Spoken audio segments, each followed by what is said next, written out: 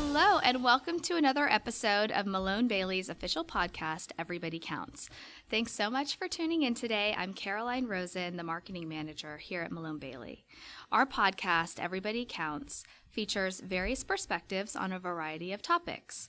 So whether it's the latest SEC and FASB updates or discussions on recruiting, retention, and more, Everybody Counts explores trends and hot topics that affect us and those in our business.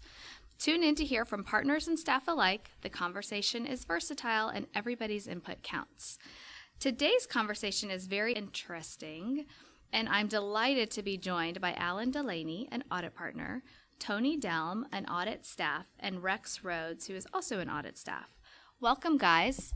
Hi, Caroline. Thanks for having us. Yeah, thanks for having me. Great to be here. So today's topic is debunking busy season myths. And our guests today are really the perfect people for this conversation because Tony and Rex have a fresh set of eyes on busy season. It was their first one. I'm going to turn things over to Alan in just a moment, but before I do, why don't you guys tell us a little bit about your background?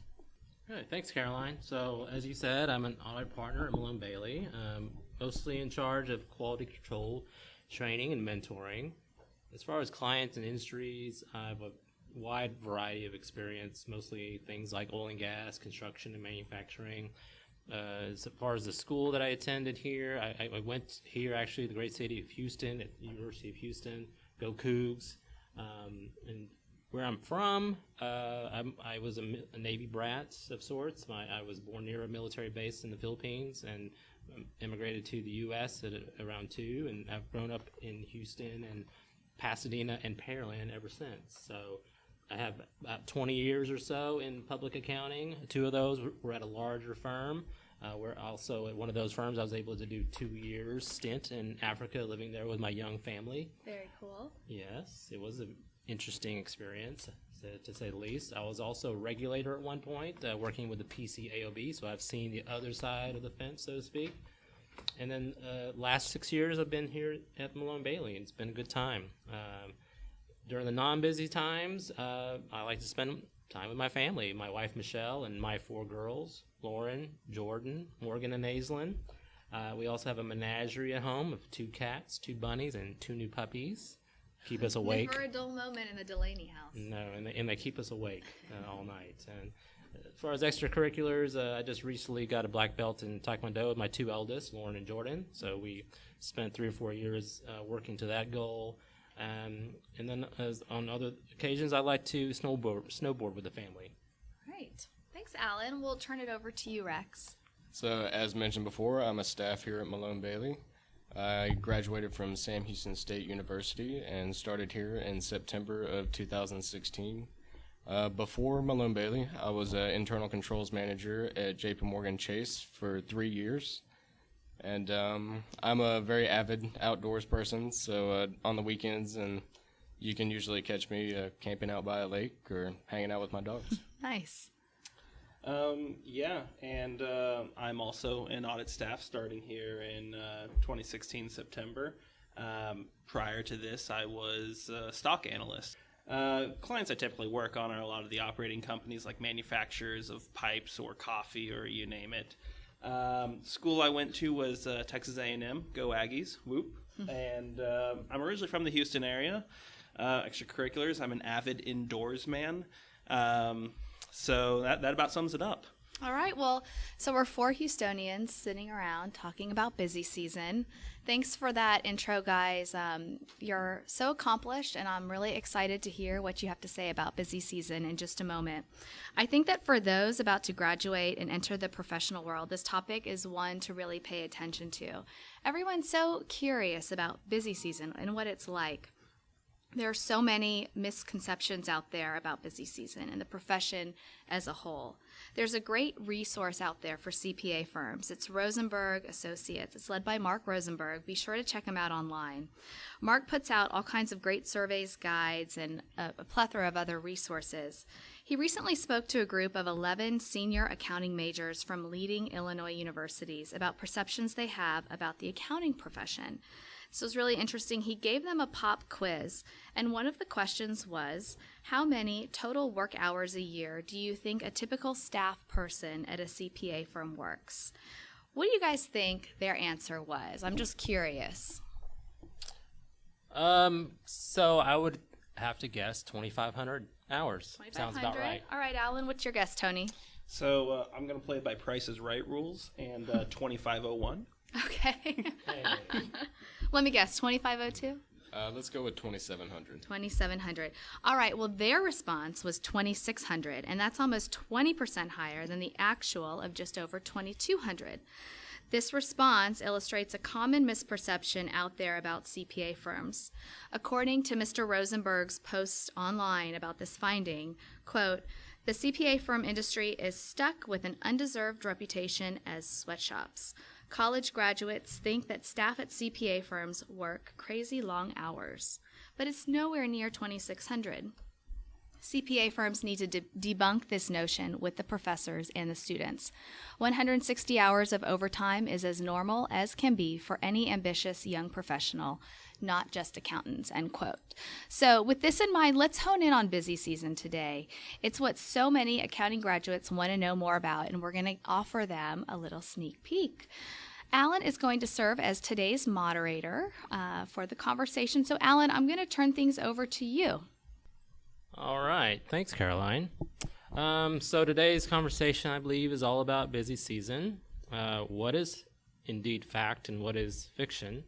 So with that, let's just jump right in with numero uno, fact or fiction.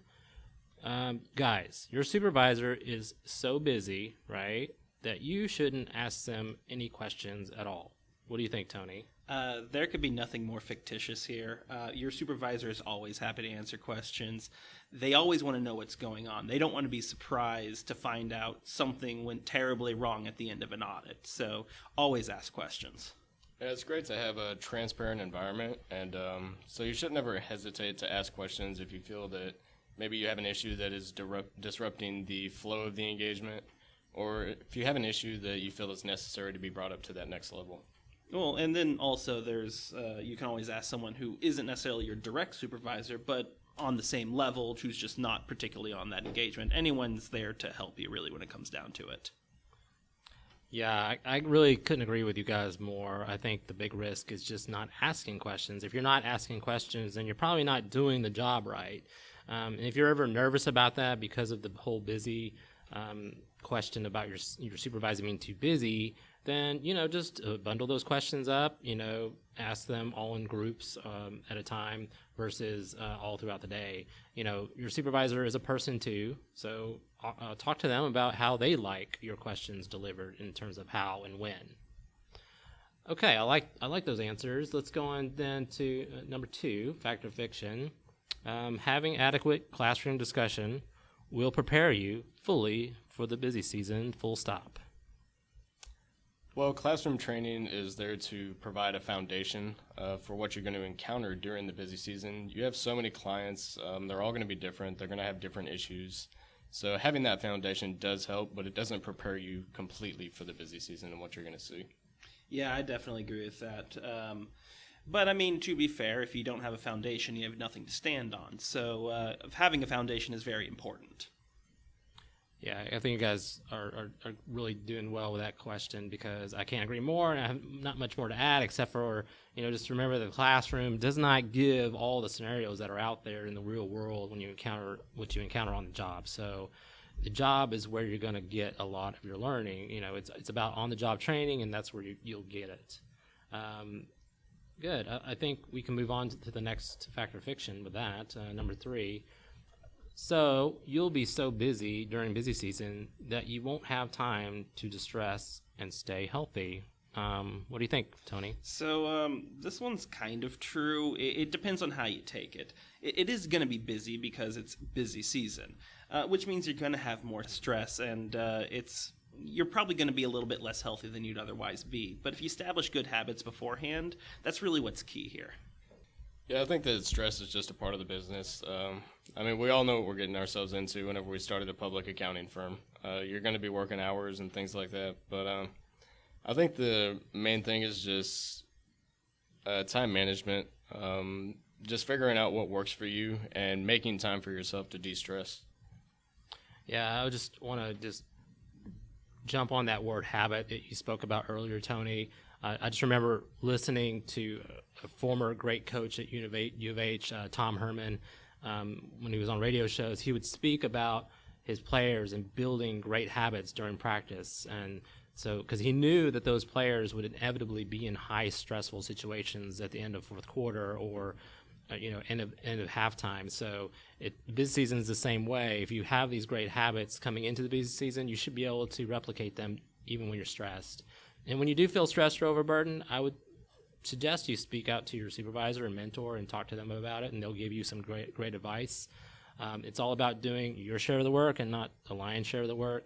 And lastly, I would definitely give your family and friends a big heads up, especially if it's your first busy season, because they don't know what to expect, and you need to let them know about your work patterns and how you might not be able to make a certain birthday party or a certain gathering just because you're very busy in the next month or two during the busy season. So just give them the heads up. Great. Let's go to the next one, number 4, fact or fiction. You'll catch up on your sleep later. Rex. This is definitely fiction. Procrastinating on your sleep is kind of like procrastinating on your work. It's eventually going to catch up to you. Overall, you're going to have more productive days if you have adequate sleep, so definitely try and keep up with it. Yeah, you can't catch up on your sleep. That's not exactly how sleep works. And if you sleep in longer than you otherwise would, you effectively jet lag yourself. Like, literally, that's what happens. So keeping consistent sleep schedule is very, very key here. Yeah, you guys are great answers. I would just add that, the lack of sleep just is not going to translate well into a good work product. Just from experience, it's not something I'm proud of, but at a firm, I know I've worked a 24 to 48-hour shift at one time, and the only thing I can remember is reading the 10K draft over and over and not really remembering what I was reading. So it just shows that your work becomes super inefficient when you're working really, really late hours. So definitely get that good sleep in. Let's go on to the next one. Number 5, fact or fiction. Busy season creates a severe imbalance in your work-life balance when you work triple overtime. What do you guys think, Tony? Yeah, this is pretty much a myth, but there's some truth to it. It's called busy season for a reason, as I said before. You're gonna be working more than you otherwise would. You can't just be sitting there sipping margaritas during the audits. I mean, unless it's happy hour, which we do have, then you can sip margaritas. But really, when it comes down to it, your work balance is ultimately dependent on you. Malone Bailey actually does a pretty good job of letting you adjust your schedule to however you want it to be. Yeah, your work-life balance will be more skewed towards work during the busy season. It doesn't have that name for any reason. But it is under your control. It's all about time management and making time for yourself and making time to spend time with your family and friends. Yeah, I'll just add on to what you just said, Rex. It's really looking at not just the busy season, but the full 12 months. It all balances out at the end. I know, like at Malone Bailey, for example, we still have the practice of having banked overtime. So during that busy season, you guys are collecting a lot of banked overtime, and you're able to use it in the summer and the fall and during the Christmas time. And also we run our quarterly contests where you guys usually exceed in that, and you guys get an extra 3 to 4 days a year during the holidays for a 4-day weekend. So those are good, right? Yeah, 4-day weekends are amazing, especially when you're going into a 980 scheduled Friday off, and you only have to work 3 days. And then the following week, you use your banked overtimes to go to Vegas with your extra winnings and triple your money. That sounds great. I need to hang out with you more. Let's go to the next one, number 6. Fact or fiction? You can only go home once your supervisor leaves for the night. So is there some rule there that we need to be aware of, Rex? I would not say that there is a rule to this. It depends on the workload that you have, the workload that they have. It's going to be different. The urgency of the work is going to be different. So you just kind of have to look at the big picture and see what's the priority, see what needs to get done, whether it needs to get done that day, maybe the next week, see what can wait. But you don't have to stay every single day and wait until your supervisor leaves. I don't think that's an expectation here. Yeah, when your work's done, it's done. And also, you're going to have multiple supervisors. If you tried to get here before every supervisor and leave here after every supervisor, you'd live here. So really, when it comes down to it, no one here expects that. I have, however, heard that at the Big Four, that is actually a common practice. But here, I've had no indications that's what you're supposed to do. Good, guys. I don't have much to add. Like you guys said, there are some people that come in early, that some people that like to come in later. Really it all boils down to just getting the work done and getting done properly. It's more about the substance and not the form, is how I've experienced it here at Malone Bailey. Anyway, let's go on to the next one, number 7. So, factor of fiction. As a staff, you have absolutely no control when the busy season starts and when it ends. What do you think, Tony? So this is kind of true. I mean, you can't just in the middle of an audit say I'm done. So when it comes down to it, it depends on the group as a whole, not you individually. If you as a team get it done quicker, then it's done quicker. But if the client doesn't give you what you need in the right amount of time, you are kind of dependent on the client. So it's a client-to-client thing. Yeah, as a staff, you don't have as much control over these deadlines. It really depends on your client's needs and how the engagement is progressing. Yeah. Yeah, no, I agree with that. Okay, yeah, I think you guys said it. It's all depends. It depends on how much contact you have with the client. As a staff, you might not have as much, so you might not have as much control. Also, some clients aren't as well versed in auditing. Maybe it's their first time to go through an audit, so they need some time to get through that learning curve, and they'll be better in year 2 and 3, obviously. So, for those clients and any clients, really, it's all about the communication, the upfront communication, and trying to get things early, especially the more difficult things up front. Yeah, you're not going to communicate with too many clients, like as an intro staff personnel, but as you move up and become like a senior, for instance, you'll actually have a lot more communication with the client. You'll be able to control it a lot more. So when you get to those levels, that's when you actually have control over when the busy season can start and end. Yeah, building on what Tony said, your seniors are going to have more communication with the client. One thing that I do personally is I observe this and I kind of use it as a learning opportunity to kind of just build on the skills that I'm going to be using in the future once I reach that level. Good stuff, guys. Well, I hate to say this, and don't be sad, but this is the last factor of fiction item. I'm devastated. I know. I could see it on your face. So, last one. Other than getting a lot of client work done, there is no benefit, absolutely no benefit, to the busy season. Rex. That is absolutely false. I learned a ton during the busy season. The majority of your audits are going to take place during this time. So you're going to see a lot of issues for the first time, and you're going to be learning how to deal with those issues for the first time. So it's a great learning experience, and you're really going to learn a lot, and I think you should definitely take advantage of that. Yeah, in the space of about 3 months during the busy season, you'll learn more than you did throughout the rest of the year. It's where all the learning takes place. It's where majority of your audits are done, and yeah, it's where you learn everything. Yeah, you will develop a variety of skills during this time too, and not just technical skills. You're going to learn soft skills. It's going to be written, verbal communication, time management.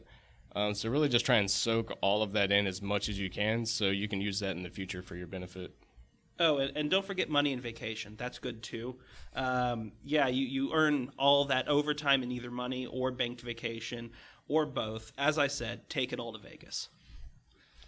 Always on the Vegas thing, Tony. I agree with you, though. It's a good reminder.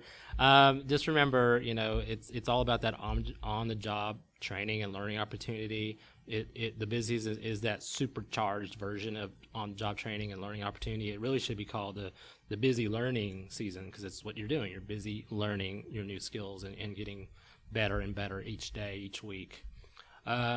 So now we're done with the factor of fiction. So now we'll just kind of conclude. Just one last question for you guys. So what is your advice now that you've been through your first busy season for someone that's out there looking to go into their first busy season? Yeah, find a good playlist or Pandora station. If you like to work while listening to music, I know I do. It helps the time pass faster. And yeah, also find a healthy snack. That way you're never hungry. You always have a little bit of extra energy. Don't eat Oreos. Eat like nuts or something along those lines. You want something that's going to keep you energized but not lethargic. Yeah, as mentioned before, I would go back to the time management skill. Really try to master that and find out what works for you too. This is going to help you not only in your work life, but also your normal life. You do need to take that time, take the initiative to make time for yourself to de-stress. Yeah, I agree. Make a consistent schedule. Consistency really, really helps during the busy season. Okay. And I'll just add, and these will be my concluding thoughts, and then I'll hand it over to Caroline. I would just add or just reiterate, don't be afraid, about the busy season. It's not that scary, really. Make your mistakes. It's okay. Just remember and learn from them and ask questions. It's the time to ask questions. Talk to your peers. You're going to start with a great bunch of young women and young men, and you should look to them for support and ask what you think are the silly questions. Go ahead and ask them. Everyone's in the same boat. You guys can learn all from each other. That's how it should work, really. So I guess with that, I'll just hand it over to Caroline. All right. Well, thank you guys so much. We appreciate you taking time out of your busy schedule to join us on our podcast today, and you were extremely insightful and helpful, and I found the conversation to be very enlightening and very enjoyable. So before we wrap up for good, we're going to switch gears a little bit. This is called our This or That section, and it's just a little something fun we do at the end of each podcast. I'm going to throw 2 ideas your way, and then let me know which one you prefer. So, Rex, we're going to start with you. Put me on the spot. All right. You'd mentioned you're a very avid outdoors guy. Yosemite or Yellowstone? Well, I've never personally been to Yosemite. I have been to Yellowstone. I feel as though Yosemite would be a different experience. So since I haven't been there, I would definitely try that one out. Okay. All right. All right, Tony, you mentioned that you love your playlists. I do. So when it comes to those playlists, are you a Spotify guy or a Pandora guy? I generally use Pandora. I've never actually used Spotify before. Okay. Yeah. All right. Well, Alan, last one goes to you. So with 4 young daughters at home, I'm sure you've had a lot of Let It Go singing in your house and Frozen paraphernalia. Elsa or Anna? Oh, that one's a toughie. I guess I like them both. It's hard. My daughters have an Elsa car, Elsa and Anna car. They ride around all the time, and they sing that song, riding around the trampoline. Probably would have to go with Elsa just because she has superpowers. All right. So it's hard to not pick the girl with the superpowers. All right, so Elsa it is. All right, guys, thank you for participating in that fun little section. And again, thank you so much for all the very helpful information today. For all of our listeners, we appreciate you listening in. We invite you to check out our website. It's www.malonebailey.com for more information about our public company audit services and much more. Tune in next time. Thanks again so much, and we'll see you again.